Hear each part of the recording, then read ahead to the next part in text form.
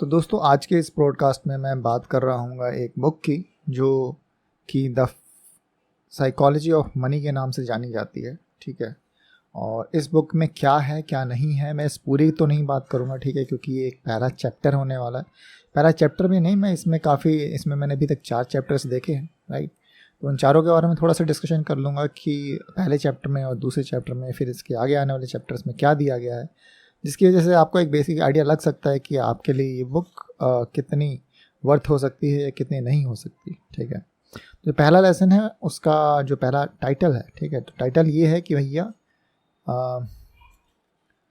No once crazy. ठीक है, सो ये इसका टाइटल है, पहला टाइटल है। और इसमें इस पहले चैप्टर में आपको ये बताने की कोशिश की गई है कि जो भी हम अपने आसपास या फिर जो भी हमारे ख्याल हैं पैसों को लेकर, ठीक है, वो हमें लगता है कि हमारे हैं मगर एक्चुअली में हमारे नहीं हैं। ठीक है, तो हम जितना भी जानते हैं या हम मनी के साथ किस तरीके से बिहेव करते हैं वो कहीं ना कहीं इस बात पर डिपेंड करता है कि हमने मनी के साथ हमारा एक्सपीरियंस रहा कैसा है। ठीक है, मतलब कि देखो 2 तरीके के लोग के बारे में इसमें बात की गई है। एक वो जिसके पास बहुत पैसा आया, ठीक है, मगर वो उस पैसे को संभाल नहीं पाया। ठीक, मतलब पैसा आया फिर उसने उसको उड़ा दिया और पैसे बहुत इस तरीके से खर्च किए कि जैसे पैसे बहुत हैं, एक्चुअली में थे बहुत, ठीक है, मगर फाइनली वो ब्रोक हो गया। ब्रोक मतलब सड़क पे आ गया। ठीक है, एक दूसरा पर्सन था जो कि बहुत ज़्यादा कुछ नहीं जानता था, ना ही बहुत ज़्यादा इंटेलिजेंट था, मगर उसने क्या किया, धीरे धीरे पैसों को जमा किया, इन्वेस्ट किया, स्टॉक्स में डाले, धीरे धीरे उसकी वैल्यू बढ़ी और एक समय ऐसा आया जब उसके पास इतने पैसे थे कि उसको नहीं पता कि खर्च कैसे करने हैं, मगर उससे उसका दिमाग नहीं ख़राब हुआ। ठीक है, उसने उसको बहुत ही सही तरीके से हैंडल किया, जैसे करता था वैसे ही किया। फाइनली एक दिन आया जब वो उसकी सारी लाइफ अच्छी चल रही थी, घर में किसी तरह की दिक्कत नहीं थी, और वो मरा। मरने के बाद भी उसके घर में जो उसका नेटवर्थ था वो बहुत ज़्यादा था। ठीक है, मतलब जितने एक परिवार की ज़रूरत होती है उससे कई गुना ज़्यादा। ठीक है, तो पहले एक छोटी सी ये कहानी बताई गई है, ठीक है, और इससे रिलेटेड ये बताया गया कि ये मैटर नहीं करता कि यार आप इंटेलिजेंट हैं या फिर आपको कितना आता है या कितना नहीं आता। वो एक अलग टर्म हो सकता है कि शायद आप अपने वर्ल्ड में, अपने जॉब में किस तरीके का परफॉर्म कर रहे हैं, राइट। मगर जब बात आती है आपके मनी को हैंडल करने की, कि आप किस तरीके से अपने पैसे को हैंडल करते हो, तो इसका उस चीज़ से कि आपको कितना आता है इससे कुछ लेना देना नहीं है।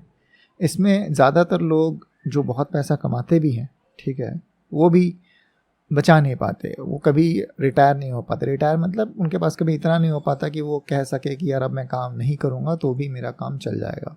ठीक है, क्योंकि पैसे आते हैं और वो ख़त्म हो जाते हैं।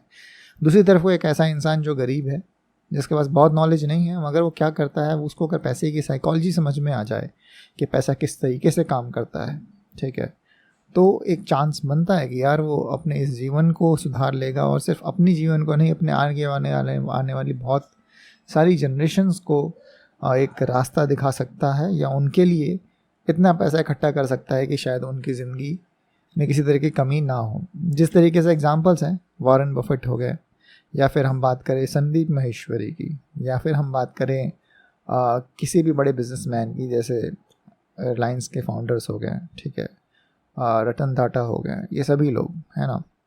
तो ये किस तरीके से आपकी मेंटेलिटी बनती है, ये इसके बारे में है। दूसरी तरफ को अगर आप ये भी देखोगे कि जब लॉटरी की बात आती है तो ज़्यादातर वो जो लॉटरी ख़रीदने वाले लोग होते कौन हैं? वो लोग होते हैं जो कि गरीबों के कैटेगरी में आते हैं, जो गरीब होते हैं और उनको लगता है कि यार यही एक रास्ता है हमारे लिए इस दलदल भरी ज़िंदगी से निकल जाने का और कुछ ऐसी स्टेटस भरी लाइफ जीने का जो कि उनका ड्रीम है।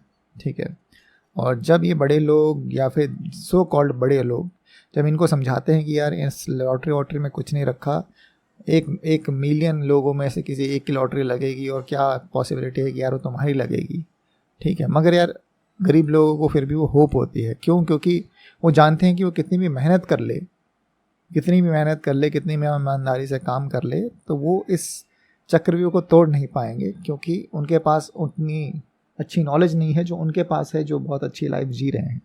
ठीक है, तो ये भी एक सोच होती है जो कि इस बात को प्रमोट करती है कि जो लॉटरी खरीदने वाले जो लोग हैं वो ज़्यादातर गरीब ही होते हैं, मगर उसके बाद भी वो ये जानते हुए कि यार हमारे पास पैसे नहीं हैं, वो लॉटरी खरीदते हैं, वो लॉटरी के टिकटें खरीदते हैं, ये सोचते हुए कि क्या पता वो एक दिन वो एक नंबर हमारा आ जाए जिसके बाद शायद हमारी पूरी ज़िंदगी बदल जाएगी।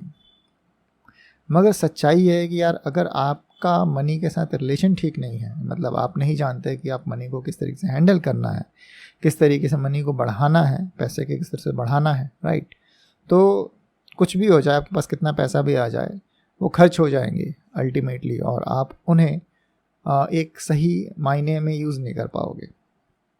ठीक है, तो इस तरीके की चीज़ समझाई गई है इस पहले चैप्टर के अंदर कुछ, ठीक है, और बहुत सारे एग्जांपल्स दे के आपको समझाया गया है कि क्या रीजंस हो सकते हैं हमेशा ब्रोक रहने के, क्या मेंटेलिटी होती है एक इंसान की जो जिसके पास पैसा है और जिसके पास पैसा नहीं है। ठीक है, तो ये था हमारा पहला चैप्टर। आपको बताता हूँ नेक्स्ट वीडियो में कि हमारे इस दूसरे चैप्टर में जो कि लक एंड रिस्क है, द साइकोलॉजी ऑफ मनी के अंदर इसमें क्या दिया हुआ है। ठीक है, तो यार इस वीडियो में इतना ही, मिलता हूँ आपसे नेक्स्ट वीडियो में।